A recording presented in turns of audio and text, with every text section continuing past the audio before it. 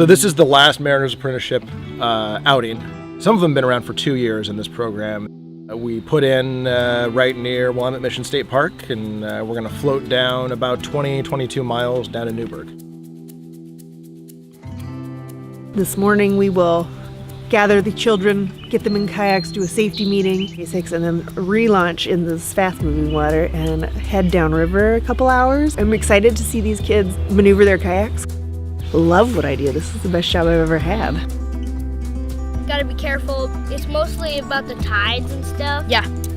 Sometimes they're called like eddies. Eddies? Yeah. They're like little swirly Eddies. things. Like Eddies. they go into and like your whole boat just like spins like. The first night, after we spent hours upon hours like out there harvesting clams, and then we got back to camp and we made amazing clam chowder, and we were just sitting there eating it, and it was great because all our work had gone into making something delicious. This is my kayak. This is my kayak. Many like it, but this one is mine. This kayak will hold me all day long.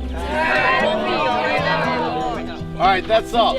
They're practicing a little lagoon here so we can hit the water again tomorrow morning and make the last 7 or 8 miles before our pull-out spot.